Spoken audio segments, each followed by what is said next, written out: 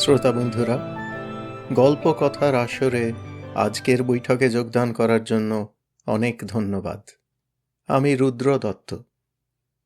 শুনতে থাকুন শ্রুতি পুস্তক বিমল করের বালিকা বধূ। এই এপিসোডে তৃতীয় পর্ব।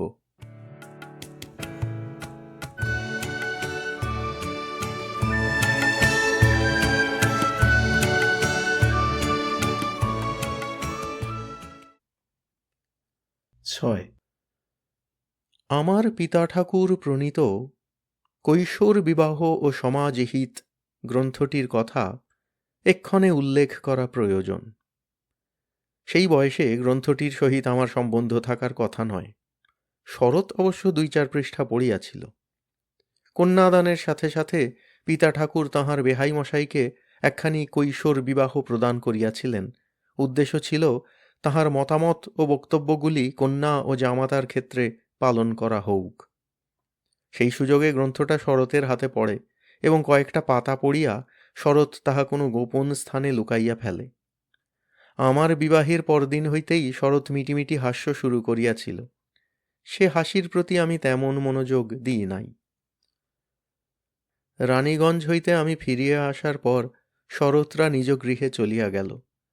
চন্দ্রার যাওয়ার ব্যাপারে পিতামহাশয়ের তেমন মত ছিল না, কিন্তু শরতের বাড়ি হইতে জানাইয়া দেওয়া হইয়াছিল তাহারা তাহাদের নববধূকে এ সময় পিত্রালয়ে রাখিতে চাহে না। অগত্যা পিতা ঠাকুর রাজি হইতে বাধ্য হইলেন। যাওয়ার পূর্বে শরৎ আমার পিতার গ্রন্থ সম্পর্কে 2-4 কথা বলিয়া গেল। উহারা চলিয়া যাওয়ার পর আমি পিতামহাশয়ের গ্রন্থটি চুরি করিলাম। লুকাইয়া লুকাইয়া খানিকটা পাঠ করিয়া ফেলিয়া বুঝিতে পারিলাম শরৎ কেন হাসিত। বলিতে বাধা নাই, জগতে অনেক বেদনাদায়ক গ্রন্থ আছে বটে, তবে কিশোর বয়সে যারা বিবাহ করে তাহাদের পক্ষে আমার পিতামহাশয়ের গ্রন্থটি পাঠ না করা উচিত।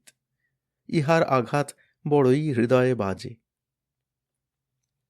আমাদের সমাজটা যে কোন অতলে তলাইয়া যাইতেছে তাহার বিবরণ পিতামহাশয় যেরূপ দিয়াছিলেন আমি তাহার পুনরুল্লেখ করিতে চাহি না। মোট কথা এই যে, আমাদের গৃহগুলিকে যদি সুখনীড় করিতে হয়, যদি পারিবারিক মঙ্গল, সাংসারিক কল্যাণ আমাদের অভিপ্রেত হয়, তবে সংসারের মধ্যে নারী পুরুষে একটা সুস্থ সম্পর্ক গড়িয়া তুলিতে হইবে। অর্থাৎ কৈশোর বয়সে পুত্রকন্যার বিবাহ দেওয়া আবশ্যক। বয়স্ক নরনারীর বিবাহে হৃদয়ের সম্পর্ক তেমন থাকে না, প্রাণের যোগাযোগ যথোচিত হয় না। প্রণয় নামক পদার্থটা যৌবনের তাপে দাবদাহের মতন দগ্ধ করে মাত্র, দীপশিখার মতন জ্বলে না। পিতামহাশয়ের মতে কৈশোরকালে বিবাহ দাও, দেখিবে সংসার স্বর্গ হইয়াছে। হৃদয় বলো, প্রাণ বলো, মায়া মমতা বলো, প্রণয়, কর্তব্য জ্ঞান, উদারতা বলো, সুস্থতা বলো, সবই হাতে ধরা দিবে। সমাজ, সংসার, মঙ্গল অমঙ্গল সম্পর্কে আমার তেমন একটা জ্ঞান সে বয়সে থাকার কথা নয়, যাহার শক্তিতে মনে মনে অন্তত পিতৃবাক্যের বিরুদ্ধে একটা প্রতিবাদ তুলিতে পারি। বলা বাহুল্য, আমি স্বীকার করিয়া লইলাম কৈশোর বিবাহটা উত্তম বস্তু, ইহার দ্বারা সমাজ সংসার যথেষ্ট উপকৃত হইবে। কিন্তু বুঝিলাম না রজনী এবং আমি 30-40 মাইল ব্যবধানে থাকিয়া কোন মধুর সম্পর্কটা গড়িয়া তুলিতে পারিব। পিতামহাশয়ের ধারণা, কিশোর বয়সে কোমলমতি বালক বালিকার জ্ঞান বুদ্ধির উন্মেষ হইতে থাকে, তাহাদের অন্তঃকরণটি তখন সতেজ ও নির্মল, স্বাভাবিক একটা উদারতা ও ভক্তিশ্রদ্ধা বর্তমান থাকে। এই বয়সে বিবাহ ঘটাইলে স্বামী স্ত্রীর সম্পর্কটা মধুর হয়। উহাদের ভিতর প্রথমে যে সম্পর্কটা স্থাপিত হইবে তাহা ভ্রাতা ভগ্নীর অনুরূপ। একে অপরকে স্নেহ করিতে শিখিবে, উভয়ের মধ্যে সখ্য স্থাপিত হইবে, পরস্পরের মধ্যে দুষ্টতা ও শিষ্টতার স্বাভাবিক ইচ্ছা জাগিবে, 2-4টা কিলচড়ও যেমন চলিবে, তেমন একে অন্যের কণ্ঠবেষ্টন করিয়া দুঃখে সান্ত্বনা দিবে। এইভাবে যে আন্তরিক সম্পর্কটা গড়িয়া উঠিবে তাহা যৌবনকালে যথার্থ প্রেমের হইয়া উঠিবে, দেহের তাড়না হৃদয়টাকে মূল্যহীন করিতে পারিবে না। কৈশোর ও যৌবনের তহবিলে যা গচ্ছিত থাকিবে তাহার যোগ ফলে প্রবীণ অবস্থাটা দিব্য কাটিয়া যাইবে। যুক্তিগুলিতে বেশ একটা জোর দিয়া পিতা ঠাকুর সেকালের মনীষীদের জীবনী আলোচনাও করিয়াছেন। বঙ্কিম, নবীন প্রভৃতির কৈশোর বিবাহের দৃষ্টান্ত দিয়াছেন। কিন্তু গ্রন্থকর্তা ভাবিয়া দেখেন নাই, মাটিতে আগুন রাখিয়া গাছের মাথায় হাঁড়ি ঝুলাইয়া রাখিলে চালগুলি ফুটিয়া ভাত হয় না। রজনীর সহিত আমার সম্পর্কটা 2-4 বৎসর ভ্রাতাভগ্নীর অনুরূপ থাকিবে, তাহা স্পষ্টই বোঝা গেল। যেটুকু সান্নিধ্য জুটিয়া গিয়াছে, তাহাও যে বিবাহের আচার অনুষ্ঠান ও সংস্কারের কল্যাণে, তাহাও বোধগম্য হইল। কিন্তু আমরা দুইজনা দুই প্রান্তে থাকিয়া কি করিয়া সেই সম্পর্কটা গড়িব, তাহা বুঝিলাম না। কয়েকটা দিন মনের মধ্যে কেমন যেন একটা অরুচির ভাব থাকিল। থাকিয়া থাকিয়া সকাল বিকাল সন্ধ্যায় রজনীর কথা মনে পড়িতেছিল। সকালে বই খাতা খুলিয়া পড়িতে বসিয়া উদাস হইয়া কাকের ডাক শুনিতাম। শুনিতে শুনিতে মনে হইত আমাদের বাড়িটা বড় ফাঁকা হইয়া গিয়াছে। স্কুলে কখনো সখনো অন্যমনস্ক হইয়া জানলা দিয়া তাকাইয়া থাকিতাম। সামনে কারখানার ফোয়ারা ট্যাঙ্ক, সার সার লোহার পাইপ হইতে অবিরল জলের ফোয়ারা উঠিতেছে। দিন মানে সর্বক্ষণ একটা রামধনু দেখা যায়। আমি অকারণে সেই ফোয়ারা দেখিতাম। রাত্রে আলোর সামনে পড়িতে বসিয়া রাফ খাতার পিছনে পেন্সিল দিয়া গোটা গোটা করিয়া লিখিতাম রজনী। লিখিয়া রবার দিয়া মুছিতাম, পুনরায় লিখিতাম, মুছিয়া ফেলিতাম। ওই সময় হেমবাবু বাংলা ক্লাসে একটা ভাব সম্প্রসারণ করিতে দিয়াছিলেন, নাহি কিরে সুখ, নাহি কিরে সুখ, এ ধরা কি শুধু বিষাদময়। রাত্রে পড়ার ঘরে বসিয়া হু হু করিয়া বিষাদময় ধরার যাবৎ কথা লিখিয়া ফেলিয়াছিলাম। 16 বৎসর বয়স্ক কিশোরের পক্ষে ধরণীর বিষাদে এতখানি জ্ঞান অর্জন করা বড় কম কথা নয়। বোধ করি হেমবাবুর পক্ষেও তাহা সম্ভব ছিল না। ভাব সম্প্রসারণ লিখিয়া বিষাদের ভারে আমি খানিকটা কাঁদিয়াছিলাম। দেখিতে দেখিতে এই বিষাদ দূর হইল। বাল্যবিরহটা তেমন স্থায়ী হইল না। গরম পড়িতেছিল। সকালে স্কুল বসিতে আরম্ভ হইয়াছে। ভোরবেলায় সাইকেলে চাপিয়া স্কুল যাওয়ার সময় মনটা বেশ ঝরঝরে থাকে। শান্ত নির্জন মাঠঘাট, ভোরের সুশীতল বাতাস, আকাশটি সাদা। পথে কোথাও আমের বোলগুলিতে আম ধরিয়াছে, কাঠ চাঁপা গাছে ফুল ফুটিয়াছে। পথের মধ্যে এই দৃশ্যগুলি দেখিতে দেখিতে চলিয়া যাওয়ার সময় প্রায়শ রজনীর কথা মনে পড়িত। পরক্ষণেই মনে হইত রজনী এখনও অঘোর ঘুমে। একটা হিংসার ভাব জাগিত হয়তো, ঠিক বুঝিতে পারিতাম না। মনে মনে তাহাকে কুম্ভকর্ণের বংশধর বলিয়া শান্তি পাইতাম। বিকালে রজনীর কথা ভাবার অবসর ছিল না। আমাদের গ্রাম্য ময়দানে ফুটবল নামিয়া গিয়াছিল। 2 ঘণ্টা সারা মাঠ চষিয়া গোধূলি বেলায় যখন বাড়ি ফিরিতাম, তখন ঘামে অবসাদে শরীর মন ভরা থাকিত। স্নান করিয়া পড়িতে বসিলে চোখ ভাঙিয়া ঘুম আসিত। ঢুলিতে ঢুলিতে পড়া মুখস্থ করিতাম। মা আসিয়া গা নাড়া দিতেন, বলিতেন, ওমা ঘুমোচ্ছিস যে, চল খেতে যাবি। গরমের ছুটি পড়িল। চন্দ্রাকে আনানো হইয়াছিল। চন্দ্রার আগমনে বাড়িটা ভরিল। বলিতে কি, চন্দ্রা আসিয়া পড়ায় আমার একা একা ভাবটা একেবারেই থাকিল না। ভ্রাতাটিকে সঙ্গী করা অসম্ভব বলিয়া তাহাকে বড়দের ব্যাপারে উপেক্ষা করিয়া আসিয়াছি। চন্দ্রা আসিলে সঙ্গ জুটিল। আমরা অবসরে লুডো ও ক্যারাম খেলিতাম, আমচুর করিয়া খাইতাম, এবং চন্দ্রা তাহার বাক্সের মধ্যে করিয়া যে 2-5খানি নভেল আনিয়াছিল, তাহা লুকাইয়া লুকাইয়া পাঠ করিতাম। চন্দ্রাটার শরীরে একটু যেন বাড় ধরিয়াছিল। তাহার কথাবার্তায় চালচলনে মনে হইত সে যেন আমার বড়। চিরটাকাল তাহার চুল ও কান টানিয়াছি, 2-4টা কিল পিঠে মারিয়াছি। এখন কান ধরিলে সে যেন কিছুটা ক্ষুব্ধ হইত। চুল ধরিয়া টান মারিলে বলিত, উহ লাগে, এক মুঠো চুল উঠিয়ে দিলি তো। মাতা ঠাকুরানীও চন্দ্রার প্রতি অত্যাচার করিতে নিষেধ করিতেন। চন্দ্রা যে এক্ষণে অন্য সংসারের মানুষ, সে বিষয়ে তিনি সতর্ক করিয়া দিতেন। এই সময় চন্দ্রা একদিন আমার সঙ্গে বিলক্ষণ ভাব জমাইল। 2টি টাকা বকশিস করিল, তাহার পর একটা চিঠি দিয়া বলিল, ডাকঘরে গিয়ে দিয়ে আয়। চিঠিটা খামে মোড়া, শরতের ঠিকানা লেখা। বলিলাম, শরৎকে চিঠি লিখেছিস? যেন এই চিঠি লেখাটা সমীচীন হয় নাই। চন্দ্রা বলিল, তুই দিয়ে আয়। বাবা যদি জানতে পারে? পারুক, কি হয়েছে?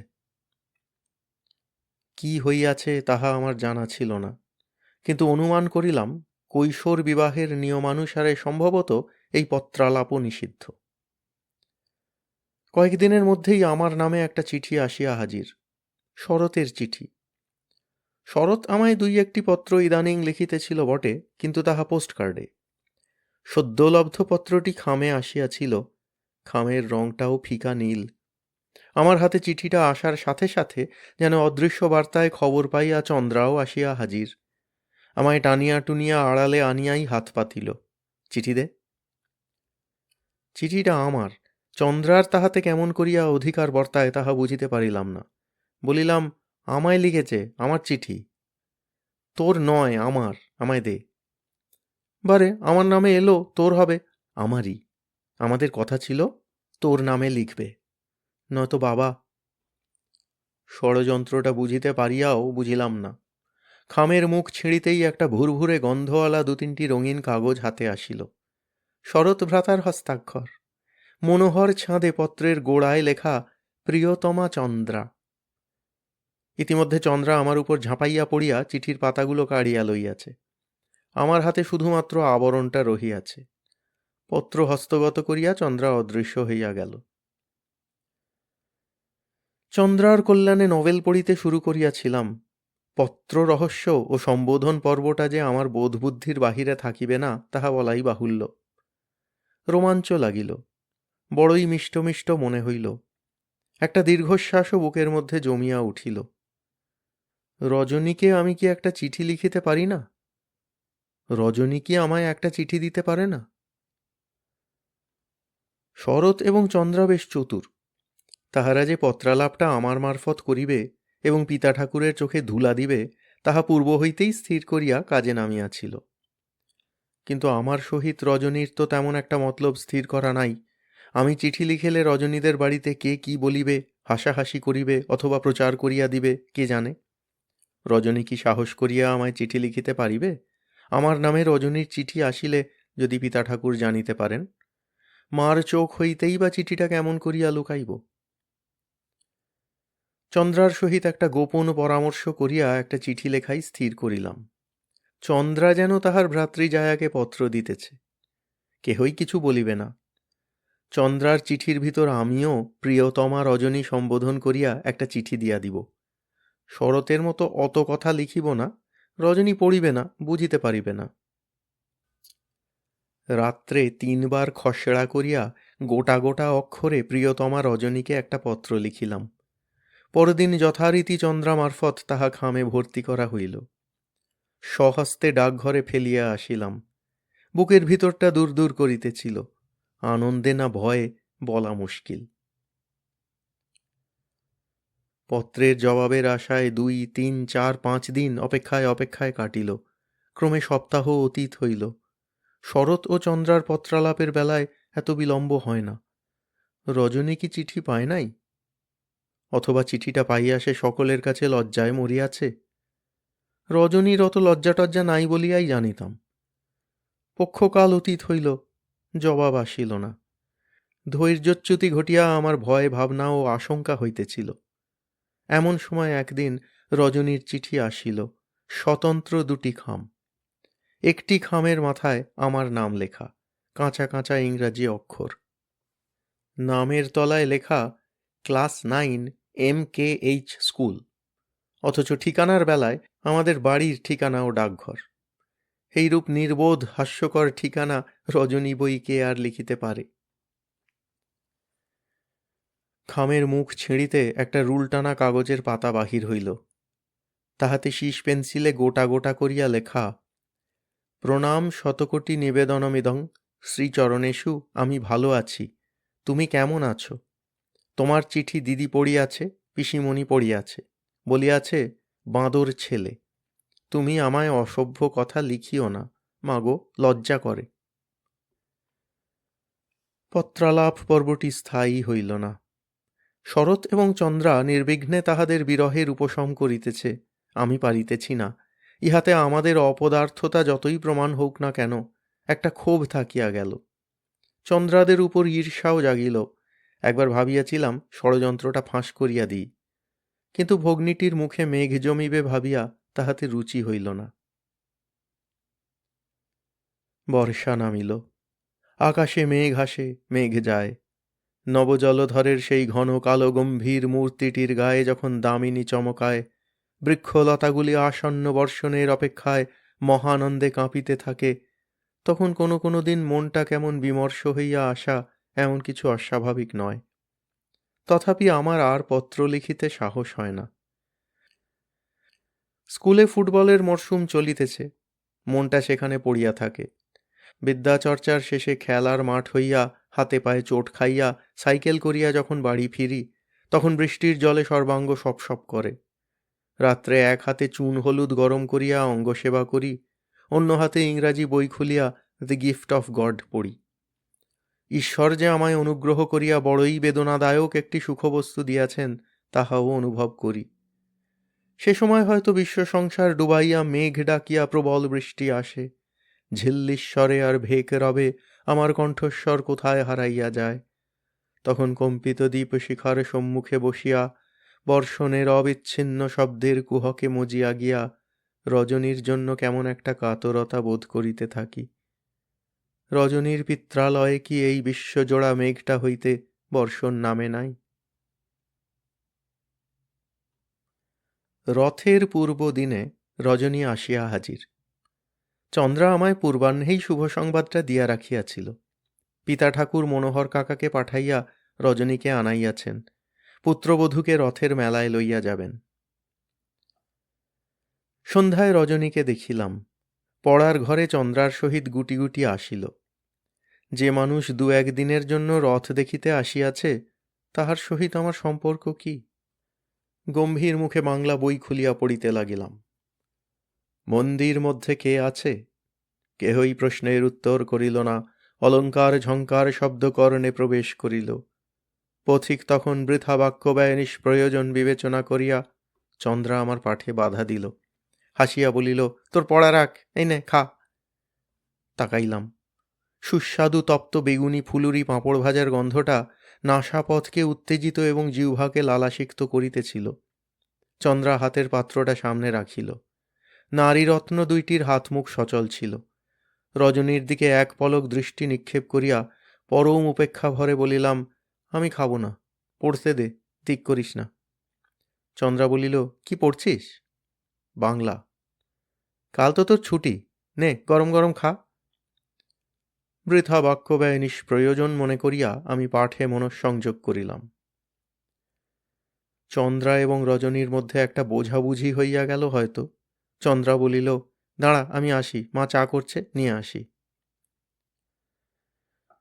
চন্দ্রা চলিয়া গেলেও আমি সংকল্পচ্যুত হইলাম না। বার পাঁচেক মন্দির মধ্যে কে পড়িয়া হঠাৎ থামিয়া গেলাম। রজনী একটা গরম বেগুনি তুলিয়া লইয়া আমার গালে ছ্যাঁকা দিবার উপক্রম করিতেছে। তাহার হাত ঠেলিয়া দিলাম। রজনী পুনরায় তাহার চুড়িবালা শাঁখা পরা হাতটি আমার নাকের কাছে আনিয়া চাপিয়া ধরিল। ইয়ার্কি মারবে না বলছি। তাহার হাতটি ঝটকা দিয়া সরাইয়া দিলাম। রজনী খিলখিল করিয়া হাসিল। রাগ হয়েছে রে? তুমি কেন এসেছ? ইহ, বেশ করেছি এসেছি। তোমার বাড়ি? বাবা আমায় এনেছেন। বাবার কাছে যাও, আমায় ডিস্টার্ব করবে না।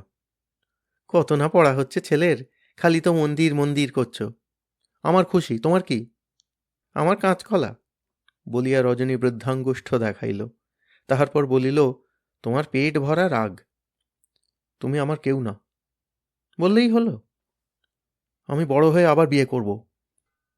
আমিও পেতনি হয়ে তোমার বউয়ের ঘাড় মোটকে দেব। তুমি তো পেতনি, ভূতের বউ পেতনিই হয়।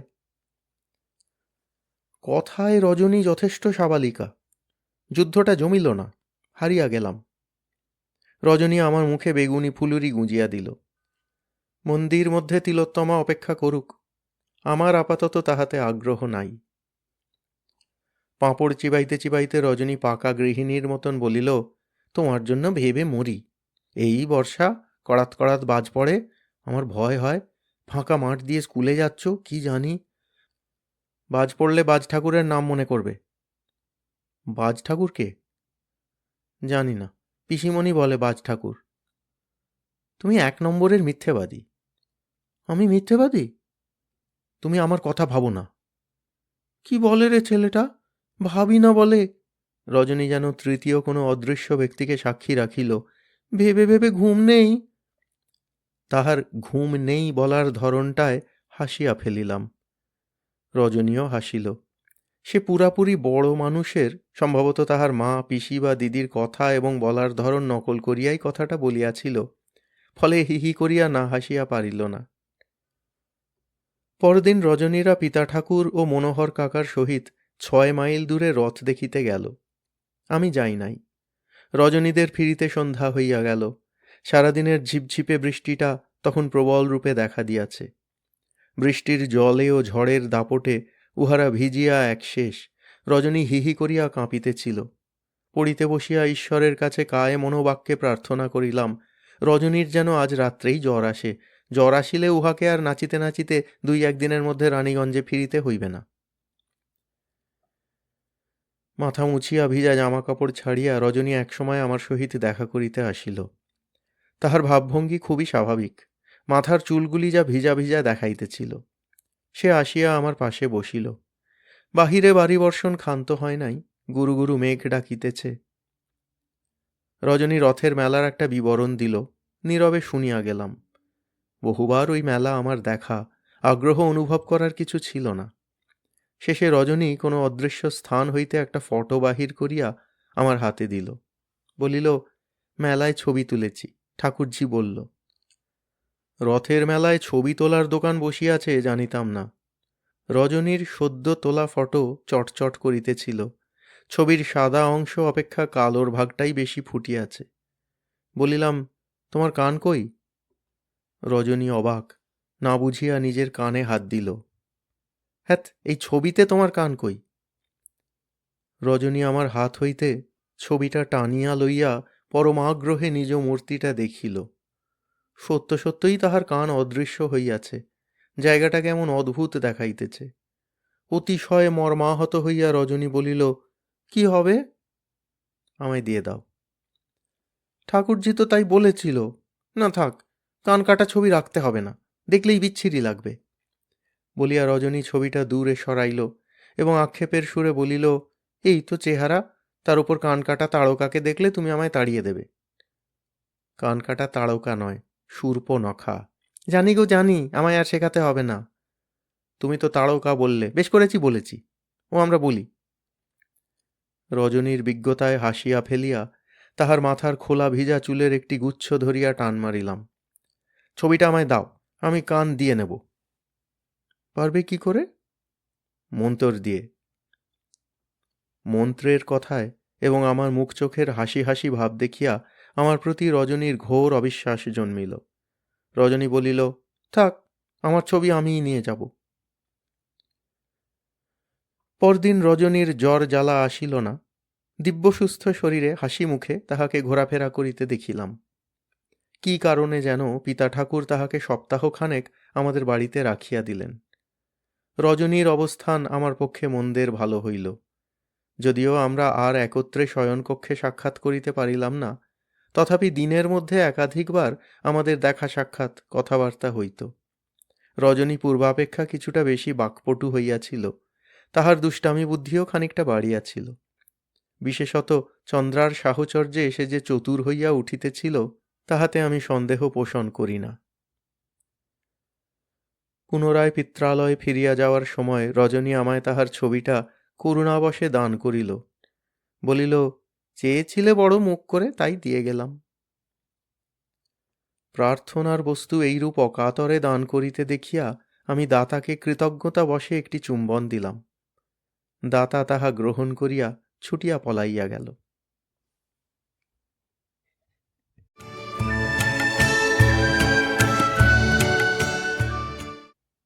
7 বর্ষা ফুরাইল। চন্দ্রাও কবে শ্বশুরালয়ে চলিয়া গিয়াছে। তাহার শ্বশ্রুমাতার অসুখ। বাড়িতে আমি একা। আমার ভ্রাতাটি সারাদিন আপন মনে 3 চাকার সাইকেল চাপিয়া এবং যাবতীয় বালক জনচিত খেলা খেলিয়া দিন কাটায়। আমার সহিত তাহার সম্পর্ক নাই বলিলেই চলে। দেখিতে দেখিতে শরৎ ঋতুটা প্রত্যক্ষ হইয়া দেখা দিল। আমাদের বাড়ির উঠানে শিউলি গাছের ঝোপে সন্ধ্যায় ফুল ফুটিতে শুরু করিয়াছিল, তাহার সুবাসে মনটা আনমনা হইয়া উঠিত। স্কুল যাওয়া ও ফেরার পথে আলবাঁধা ধান ক্ষেতগুলিতে সবুজের সমারোহ দেখিলে চোখ দুইটি জুড়াইয়া যাইত।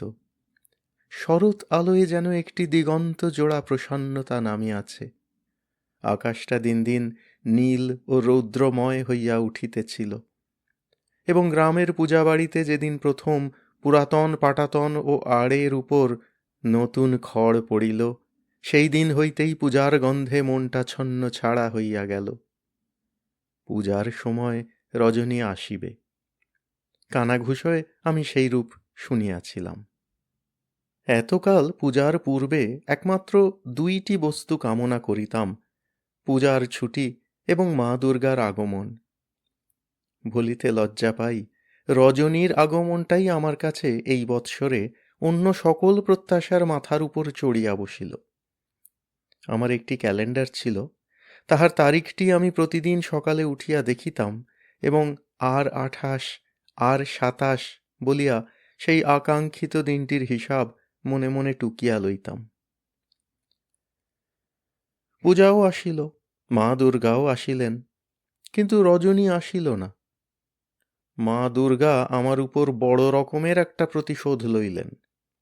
জানিতে পারিলাম রজনীর পিতামাতা পূজার দিন কয়টা কন্যাকে কাছে রাখিতে অনুরোধ জানানোয় আমার পিতামহাশয় উদার হৃদয়ে তাহা মঞ্জুর করিয়া দিয়াছেন। তাহার উদারতা আমায় যে সাতিশয় পীড়িত ও ক্ষুব্ধ করিয়াছিল, তাহা না বলিলেও চলে। নূতন জামা কাপড় জুতা দুতরফেই পাওয়া গিয়াছিল, চন্দ্রাও আসিয়া পৌঁছাইল, তথাপি আমার নিকট পূজার আনন্দের বেশিটাই মাটি হইয়া গেল। রজনীর উপর রাগ হইল। সে নিশ্চয় কান্নাকাটি করিয়া পিতৃগৃহে থাকিতে চাহিয়াছে, নয়তো এইরূপ হইবে কেন? যে স্ত্রী স্বামী অপেক্ষা অন্যদের এতখানি আপন মনে করে, তাহার মুখদর্শন সম্পর্কেও আমার একটা ভয়ঙ্কর অভিমান হইল। যথারীতি পূজা শেষ হইল। দ্বাদশীর দিন শরৎ আসিল। 2-4 দিন থাকিয়া সে ফিরিয়া যাইবে। তাহার সম্মুখে টেস্ট পরীক্ষার খাঁড়া। শরৎকে বিন্দুমাত্র বিচলিত দেখিলাম না। সে নস্য লওয়া অভ্যাস করিয়াছে, রাত জাগিয়া পড়াশোনা করার সুবিধা হয়। দেখিলাম তাহার নস্য লওয়ার একটা উদ্দেশ্য ও অলক্ষ্য সংকেত আছে। অতিমাত্রায় হাঁচিলেই চন্দ্রা আসিয়া হাজির হইত। শরৎ এবং চন্দ্রার অতি রকম ঘনিষ্ঠতা, তাহাদের পরস্পরের প্রতি আচার আচরণে রঙ্গ তামাশা ও ভালোবাসা দেখিয়া আমার হৃদয়টি খাঁ খাঁ করিতে লাগিল। উহাদের তুলনায় নিজেকে এত দীন ও রিক্ত মনে হইতে লাগিল যে রজনীকে আমি সর্বতোভাবে বধূ হইবার অযোগ্য মনে করিলাম। শরৎ বলিল, তুমি হচ্ছ রামচন্দর, বাবার কথায় বনবাস করছ। আরে সব নিয়মের বেনিয়ম আছে। বুদ্ধির যস্য উপায়ং তস্য। কথাগুলি নুনের ছিটার মতন লাগিল। কোজাগরী পূর্ণিমার দিন রজনী আসিল। তাহার পিতাই আত্মীয়ের সহিত বাক্স পুঁটুলি পাটলা সমেত পাঠাইয়াছেন। শরৎ আমায় টিপ্পনী কাটিয়া বলিল, তোমার ওয়াইফ, না না সিস্টার ওয়াইফ এসেছে। কথাটার আমি জবাব দিলাম না। রজনী আসিয়াই বিজয়ার প্রণামের ঘটা শুরু করিল, যদিও পত্রে এক দফা তাহা সারা হইয়াছিল। আমি জানিতাম একটা প্রণাম পাইবার ন্যায্য অধিকার আমার আছে। মা তাহাকে আমার কাছে পাঠাইবেন। রজনী যাহাতে আমাকে প্রণাম করিবার সুযোগ না পায় এবং যাহাতে বুঝিতে পারে যে আমি তাহার তোয়াক্কা করি না, তাহার আসার পথ চাহিয়া কাঙাল হইয়া বসিয়াছিলাম না, সেজন্য তাহার এদিকে আসিবার পূর্বেই লুকাইয়া গৃহত্যাগ করিলাম। গৃহত্যাগ করিয়াও শান্তি নাই। অভিমান ও ক্ষোভের জ্বালায় হৃদয় বুঝি পুড়িতেছিল। কার্তিক মাসের মনোহর সকালটি আমার চক্ষে শূন্য হইয়া থাকিল। অজস্র কাশফুল কত না ঢেউ তুলিল। ধান ক্ষেতের ঈষৎ হরিদ্রাভ শীষগুলি বাতাসের দমকায় শি শি শব্দ তুলিয়া মাঠ হইতে মাঠে বহিয়া গেল। রৌদ্রকণায় দিঘির জলে শালুক পাতাগুলি চিকচিক করিল। আমার দৃষ্টিতে ইহাদের সৌন্দর্য যেন কেমন অসার মনে হইতে লাগিল। বেলা করিয়া বাড়ি ফিরিলাম। বাড়িতে লক্ষ্মী পূজা। মাতা ঠাকুরানী নানা আয়োজনে ব্যস্ত। চন্দ্রা এবং রজনীও তাহার পিছু পিছু ফিরিতেছে। শরৎ একা একা ঘরে বসিয়া নভেল পড়িতেছিল। আমাকে দেখিয়া শরৎ হাসিল, বলিল, কোথায় পালিয়েছিলে? তোমার রজনী কতবার তোমায় খুঁজে গেল। আহা, বেচারির মুখটা শুকিয়ে গেছে। একজনের কাছে গিয়েছিলাম। উদাসীন কণ্ঠে সংক্ষিপ্ত একটা জবাব দিয়া আমি স্নান করিতে চলিয়া গেলাম। স্নান করিতে করিতে অবশ্য ভাবিতেছিলাম, শরৎ আমার সহিত রগড় করিল, নাকি রজনী সত্য সত্যই আমার দর্শন প্রত্যাশায় অনুসন্ধান করিয়াছে। শরৎ এবং আমি খাইতে বসিলে চন্দ্রা ও রজনীকে দেখা গেল। মা আজ পুজোর কাজে ব্যস্ত থাকায় এদিক পানে আসিতে পারেন নাই। চন্দ্রা গৃহিণীর কাজটুকু পাইয়াছে। রজনী তাহাকে জল, নুন ইত্যাদি আগাইয়া দিয়া সাহায্য করিতেছে। রজনীর সহিত আমার চোখাচোখি হইল। তাহার দৃষ্টিটায় সংকোচ অথবা অপরাধীর ভাব দেখিতে পাইলাম না। সে আমায় প্রণাম করিতেও আসিল না। আমরা খাইতে বসিলে শরৎ নানান রকম ফাজলামি করিল। চন্দ্রা তাহাতে নির্লজ্জের মতো যোগ দিল। এমনকি রজনীও বেশ বাছিয়া বাছিয়া কথা বলিতে লাগিল। আমি যথাসাধ্য গম্ভীর রহিলাম, ভালো করিয়া খাইলাম না, যেন আমার রাগটা সর্বক্ষণ প্রকাশ করার চেষ্টায় থাকিলাম। মধ্যাহ্নে শরৎ নিদ্রা যাইতেছিল।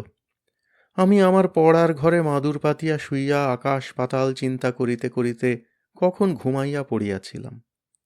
কিসের একটা শিহরণে বার কয়েক নড়িয়া চড়িয়া ওঠার পর ঘুম ভাঙিয়া গেল। দেখি রজনী তাহার আঁচলের প্রান্ত সরু করিয়া পাকাইয়া আমার কানে নাকে সুরসুরি দিতেছিল। আমি জাগিয়া উঠিলে সে মুখ টিপিয়া হাসিতে লাগিল। উঠিয়া বসিলাম বটে, তবে কথা বলিলাম না।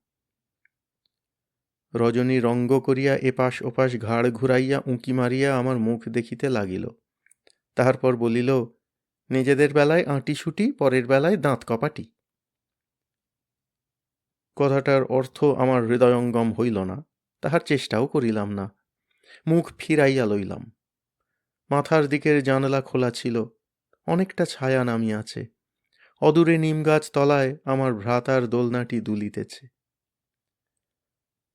আমার নীরবতা রজনীর অসহ্য হইল। সে খপ করিয়া আমার হাতের কাছটায় ধরিয়া ফেলিয়া একটা ঝটকা টান দিল। বলিল, অত রাগ কিসের? এই বোবাকালা, শুনছ না শুনতেও পাচ্ছ না? হাতটা ঝটকা মারিয়া টানিয়া লইলাম। রজনী সামান্যক্ষণ যেন হতচকিতের মতন বসিয়া থাকিল। তাহার পরই সে অদ্ভুত এক কাণ্ড করিল। আমার গায়ের উপর ঝাঁপাইয়া পড়িয়া গা হাত আঁচড়াইয়া খামচাইয়া চুল টানিয়া ফুপাইয়া ফুপাইয়া কাঁদিয়া উঠিল। কাঁদিতে কাঁদিতে সে আমায় কত কি যে বলিল তাহার ইয়ত্তা নাই। রাগ, অভিমান, ক্ষোভ, অপমান বোধ করি যাবতীয় বোধগুলি মিশিয়া তাহার মাথা খারাপ হইয়া গিয়াছিল। একেবারেই বালিকা। রজনীর কথার মধ্য হইতে বুঝিতে পারিলাম, পূজার সময় তাহার এখানে আসার প্রবল ইচ্ছা ছিল, কিন্তু তাহার বাবা মার ইচ্ছা সে তাহাদের কাছে থাকে। কি করিয়া মা বাবাকে সে বলিবে তাহাকে তাহার বরের কাছে পাঠাইয়া দাও? লজ্জা করে না মানুষের? আমার মনের অভিমান ও রাগটা জ্বর ছাড়ার মতন নামিয়া গেল। রজনীর দেওয়া আঁচড় কামড়ের জ্বালা সামলাইতে সামলাইতে বলিলাম, তা বলে তুমি আমার মাথার চুল ছিঁড়ে দেবে? খামচে গায়ের মাংস তুলে ফেলেছ। আমি তোমায় আরও আঁচড়ে দেব, কামড়ে দেব। কুকুর না বেড়াল? কুকুর, নয়তো তখন অমন করলে তবু কেউ আসে?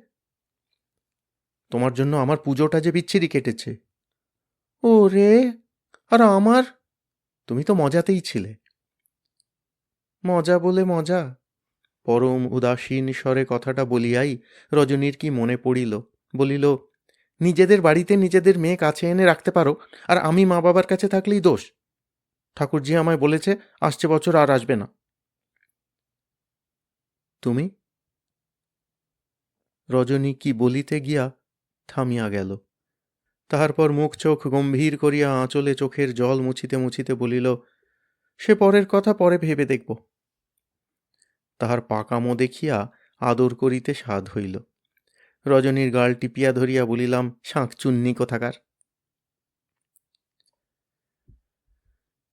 সেদিন কোজাগরী পূর্ণিমায় অনেকটা রাতে আমরা অভিসার করিয়াছিলাম। দুইজনই সুযোগ সুবিধা মতন লুকাইয়া বাড়ির পিছনে জ্যোৎস্নালোকে গিয়া দাঁড়াইয়া গল্প করিয়াছিলাম। আমার ঘরটায় শরতের সহিত দেখা করিতে চন্দ্রা আসিয়াছিল। সময় মতন শরৎ কয়েকবার শীষ দিলে আমি ফিরিয়া গিয়া শরতের পাশে শুইয়া পড়িব এবং রজনী চন্দ্রার পাশে। বুদ্ধিটা অবশ্য শরৎ দিয়াছিল। পূর্ণিমার আলোয় গা বাঁচাইয়া দাঁড়াইয়া থাকিতে থাকিতে রজনীর সহিত আমার অনেক গল্প হইয়াছিল। সে কথা বলিবার প্রয়োজন নাই। কলাগাছের ঝোপের তলায় কোজাগরী পূর্ণিমার আলোতে বেহুঁশ হইয়া দাঁড়াইয়া থাকিতে থাকিতে রজনী এক সময় বলিল, তোমার জন্য আমি লুকিয়ে কত কাঁদি তা জানো? আমিও কাঁদি। কথাটা বলিয়া দুইজনার চোখে চোখে তাকাইলাম। কলাপাতার টোপর মাথায় পড়িয়া আমরা যেন জ্যোৎস্নার মধ্যে শুভদৃষ্টি সারিতেছি। দুইজনাই হাসিয়া ফেলিলাম। আমার গায়ে গা হেলাইয়া দিয়া রজনী বলিল, মিথ্যুক কোথাকার।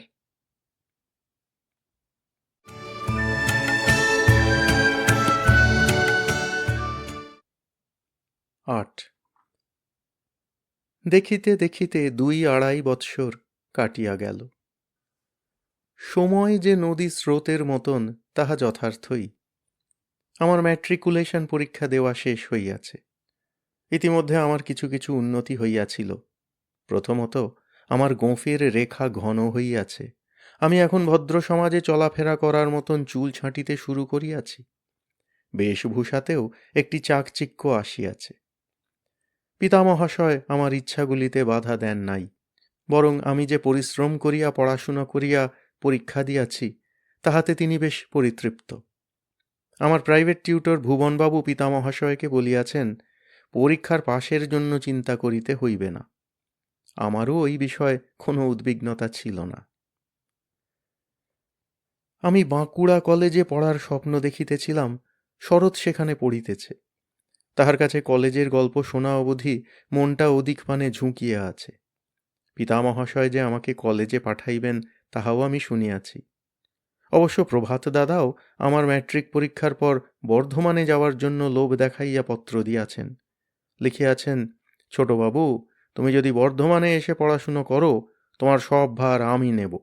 মায় চিনিকেও 2-1 মাস এখানে এনে রাখতে পারি। তোমার বিদ্যাচর্চা তাতে দ্বিগুণ বৃদ্ধি পাবে। বর্ধমান বাঁকুড়ার ব্যাপারটায় আমার মন দোনামোনা করিলেও জানিতাম এ বিষয়ে আমার নিজের করিবার কিছুই নাই। পিতৃদেব যাহা আজ্ঞা করিবেন তাহাই হইবে। ম্যাট্রিক পরীক্ষার পর অনন্ত সময়। মনের কোথাও কোনো ভার নাই, সবটাই লঘু। কয়েকদিন ঘুমাইয়া ঘুমাইয়া কাটানো গেল।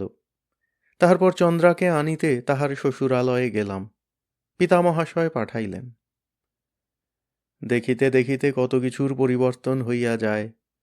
গত 2-2.5 বৎসরে চন্দ্রার এতটা পরিবর্তন হইয়া গেছে তাহা আমার নিকট এমন প্রত্যক্ষভাবে কখনো ধরা দেয় নাই। বয়স বাড়ার সঙ্গে সঙ্গে চন্দ্রার শরীরে স্বাস্থ্যে কত যে লাবণ্য আসিয়াছে তাহা বলিতে পারি না। সদ্য বর্ষার পর যেন পাতাটি পুষ্ট হইয়াছে। তাহার চাপল্য হইতে বালিকা জনচিত ভাবটি মুছিয়া গিয়াছে। চলনে বলনে কেমন একটা গৌরব ও সানন্দ ভাব ফুটিয়াছে। এখন সে তেমন করিয়া কথাও বলে না। গলার স্বর বুঝি কিছুটা ভারী হইয়াছে। চোখের পাতায় আরও মিষ্টতা নামিয়াছে। চন্দ্রাকে দেখিয়া কেন জানি মনের ভিতরটা মধুর হইয়া উঠিল। রজনীর কথা আমার বারবার মনে পড়িতেছিল। কত পূজার সময় তাহাকে দেখিয়াছি, তাহার পর আর সাক্ষাৎ হয় নাই। তখনই আমার দৃষ্টিতে পূর্ণ ষোড়শী রজনীর বাড়ন্ত রূপটি ধরা পড়িয়াছিল। মাথায় সামান্য দীর্ঘ গড়নে নিটোল হইয়া উঠিয়াছিল। গায়ের রংটিও যেন পূর্বের তুলনায় কিঞ্চিৎ পরিষ্কার বলিয়া মনে হইত। না জানি এই 6-7 মাসে তাহার কত পরিবর্তন হইয়াছে। একটা চিঠি লিখিবার সাধ জাগিল। অথচ লিখিতে পারিলাম না। আমার শ্বশুর মহাশয় কিছুটা ভ্রমণবিলাসী। তীর্থের প্রতি তাঁহার যেমন ঝোঁক তেমন বড় একটা কাহাকেও দেখি নাই। নির্বিবাদে তাঁহার ডিসপেন্সারির ভারটা কম্পাউন্ডারের হাতে ছাড়িয়া দিয়া তীর্থভ্রমণে বাহির হইয়া যাইতেন। মানুষটি সাধাসিধে গোছের, অর্থের চিন্তাও বড় একটা ছিল না। শুনিয়াছিলাম শ্বশুর মহাশয় স্ত্রী কন্যাদের লইয়া হরিদ্বারের দিকে রওনা হইয়া গিয়াছেন। পিতা ঠাকুর অবশ্য সঠিক বিষয়টা জানিতেন, কিন্তু তাহাকে তো জিজ্ঞাসা করা যায় না। চন্দ্রা আমার হইয়া সংবাদটি উদ্ধার করিল। শুনিলাম রজনীরা শীঘ্রই ফিরিবে, ফিরিয়া এখানে আসিবে। চন্দ্রা বলিল, তোর এখন পোয়াবারও। কেন? রজনী এবার এসে এখানেই থাকতে পারে। কে বলেছে?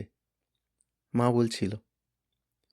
যা যা, এবারই তো আর তোর শ্বশুরবাড়ি নয় যে বউ এনে রেখে দেবে। এবারে রাখবে দেখিস। তবে রাখলেই বা তোর কি, তুই তো থাকবি না, রজনী থাকবে। বলিয়া চন্দ্রা মুখ টিপিয়া হাসিল। কৃত্রিম দীর্ঘশ্বাস ফেলিয়া বলিল, বেল পাকলেই বা কাকের কি। কথাটা অবশ্য সত্য। তথাপি রজনীর আগমন সংবাদে আহ্লাদিত হইয়া বলিলাম, তুই রজনী রজনী বলছিস যে, বৌদি বলতে পারিস না? চন্দ্রা মুখ টিপিয়া হাসিল, বলিল, তোর এখন থেকেই এত। আমার মনটি অতিশয় প্রফুল্ল হইয়া উঠিয়াছিল। সশব্দে খানিকটা হাসিয়া লইয়া বলিলাম, তোরও তো কিছু কম নয়। চন্দ্রা সহসা যেন কেমন একটা লজ্জা পাইয়া পালাইয়া গেল। ফাল্গুন শেষ হইয়া চৈত্র মাস পড়িল। চৈত্রও শেষ হইতে চলিয়াছে। আমার অবসরের দিনগুলি ঘুরিয়া ফিরিয়া ঘুমাইয়া এবং উপন্যাস গল্প পড়িয়া কাটে। বাড়িতে বাবার ঘরে পুরানো অনেক গ্রন্থাবলী ছিল, বঙ্কিম নবীন হইতে শুরু করিয়া প্রভাত কুমার পর্যন্ত। মাসিক পত্রিকাও আসিত। এ সকল এতকাল আমার পক্ষে নিষিদ্ধ বস্তু ছিল, এখন আর কেহ কিছু বলে না। ওই সব পড়িতাম। কখনো কখনো আমার স্কুলের বন্ধুদের সহিত সাক্ষাৎ করিতে গেলে তাহাদের নিকট হইতেও বই আনিতাম। আমাদের সহপাঠীদের অবস্থাও আমার মতন, খায় ঘুমায় আড্ডা মারে আর নভেল পড়ে। সংবাদ পাইলাম রজনীরা ফিরিয়া আসিয়াছে। তাহার পর হইতেই চাতকের মতন আমি প্রতীক্ষা করিতে শুরু করিলাম। সেদিন অপরাহ্ন বেলা। আমি বাড়ি ছিলাম না, স্কুলের মাঠে ফুটবল ম্যাচ দেখিতে গিয়াছিলাম। দিনটা বড় গুমট ছিল। বিকাল হইতেই কেমন একটা থমথমে ভাব। অপরাহ্ন শেষে কালবৈশাখীর মূর্তিটি আকাশপটে ফুটিয়া উঠিল। দ্রুত বাড়ি ফিরিতেছিলাম, মাঠের মধ্যেই কালবৈশাখী আসিল। আকাশ কালোয় ভরিল। দেখিতে দেখিতে সেই কালিমা যেন কোষ্ঠী পাথরের মতন কঠিন হইয়া গেল। বাতাস দিতে লাগিল, সাইকেল চালানো দায়। প্রাণপণে ছুটিতে লাগিলাম। বাড়ির কাছাকাছি আসিয়া দেখি গাছপালা মাঠ ঘাটকে বিপর্যস্ত করিয়া কাল বৈশাখী হানা দিয়াছে। ঝড়টা বহুক্ষণ সদর্পে অনেক কিছু ভাঙাচোরা করিল। বৃষ্টি পড়িতেছিল। বৃষ্টির প্রবলতার সহিত ঝড়ের গর্জন প্রান্তরে প্রান্তরে হুঙ্কার দিয়া ফিরিতেছিল। দেখিতে দেখিতে আমাদের চতুর্দিকে একটা ঘনান্ধকারময় বর্ষণ মুখর রাত্রি নামিল। মনে হইল যেন আমরা কোন নির্জন শূন্য দ্বীপের মধ্যে আসিয়া পড়িয়াছি। চন্দ্রা আসিয়া বলিল, তোর একটা খারাপ খবর আছে। খারাপ খবর? পরীক্ষা সম্পর্কে নাকি? অসম্ভব। কি খবর? রজনী আসবে না। প্রত্যহের প্রত্যাশা সহসা ভাঙিয়া যাওয়ায় বুকের ভিতরটা শূন্য হইয়া কেমন একটা থমথমে ভাব জাগিল যেন। রজনীর প্রতি ভয়ঙ্কর এক আক্রোশ ও অভিমান জাগিল। বুক ঠেলিয়া কান্না আসিতেছিল। চন্দ্রা আমার মুখভাব দেখিয়া সহানুভূতি জানাইল কিনা জানি না, বলিল, তোর একটা সুখবরও আছে। চন্দ্রা কি আমার সহিত মজা করিতেছে? বিরক্ত হইয়া তাহার দিকে তাকাইয়া কিছু বলিতে যাইতেছি, চন্দ্রা আমাকে বাধা দিল। বলিল, রজনী আসবে না। তার বাবার পা ভেঙেছে, শয্যাশায়ী। তোকে যেতে লিখেছেন। তুই গিয়ে 2-3 দিন থাকবি। আমার শ্বশুর মহাশয় ৭ ঘাটের জল খাইয়া তীর্থ করিয়া বেড়াইলেন, তাঁহার পা ভাঙিল না। বাড়ি ফিরিয়া কন্যাটিকে পাঠাইবার সময় পা ভাঙিয়া বসিলেন। ইহা আমার ভাগ্যের দোষ। বোধ করি তখন শ্বশুর মহাশয়ের পা ভাঙা যে আমার হৃদয় ভাঙারই রূপান্তর, তাহাও চরম দুঃখের মধ্যে ভাবিয়া থাকিব। পিতা ঠাকুরের আদেশে ২-৩টি দিনের জন্য শ্বশুর গৃহে আসিলাম। আসিবার সময় মনকে বুঝাইলাম, পরের বিপদে রাগ করিতে নাই। রজনীর আর কি দোষ? দোষ আমার ভাগ্যের। বরং আমি বাঁকুড়ায় চলিয়া যাওয়ার পূর্বে এই যে রজনীর সহিত সাক্ষাৎ করিতে চলিয়াছি, তাহাও যদি না হইত। বলা বাহুল্য, পরদুঃখে মন বিগলিত হইল, এবং রজনীর সহিত ২-৩টি দিন থাকিতে পারিব, তাহাতেই মন নাচিয়া উঠিল। রানীগঞ্জে সেই আসিয়াছিলাম, আর এই। এবারে নলিনী দিদি নাই। তীর্থ সারিয়া আসিয়া তিনি বর্ধমানে চলিয়া গিয়াছেন। রজনী পড়িয়াছিল, পড়িয়াই থাকিল।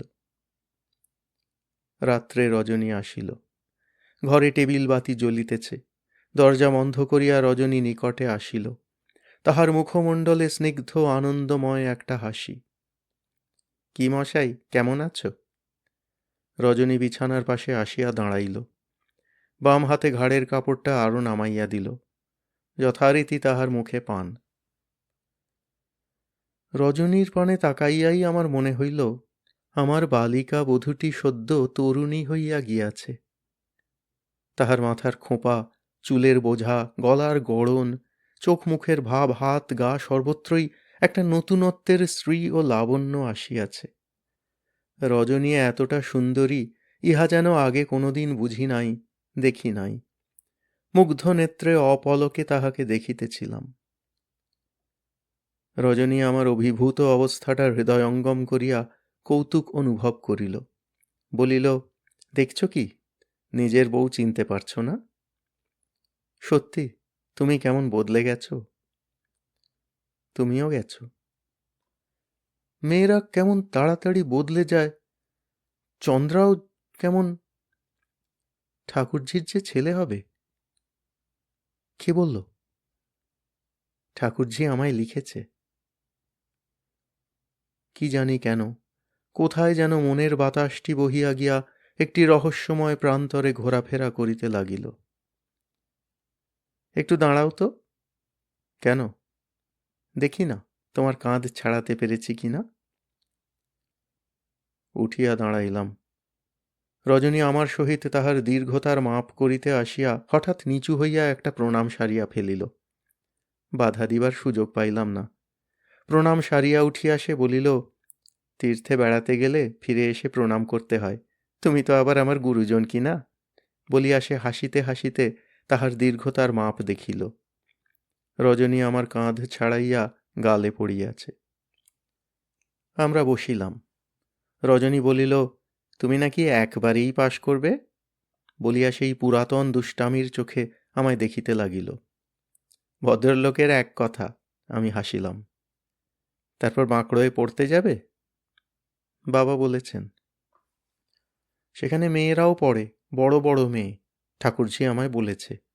তুমি মেয়েদের সঙ্গে মিশতে পারবে না। কি হবে মিশলে? বাহ, তাহলে আমি। রজনী এমনভাবে কথাটা বলিল যেন তাহার গতি তাহা হইলে কি হইবে। এত সরলতা ও নির্বুদ্ধিতা যে আমার হৃদয়টাকে কেন আনন্দে রোমাঞ্চিত করিল, তাহা প্রকাশ করা সম্ভব নয়।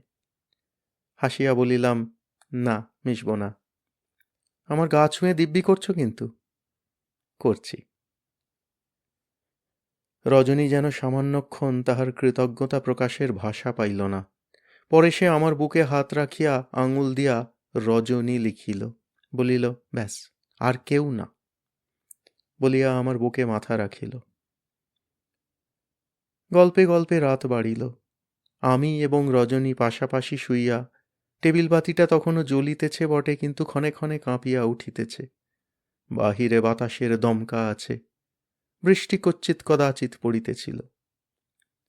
রজনীর কি যেন মনে হইল, বলিল, আমি এখন ভালো করে শুতে শিখেছি, আর তোমার মুখের দিকে পা দেব না।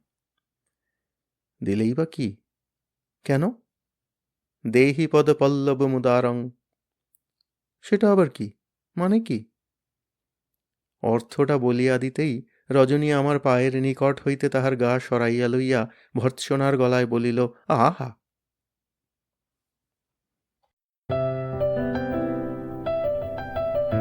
আপনাদের মতামত আমাদের জানাতে ভুলবেন না কিন্তু শ্রোতা বন্ধুরা।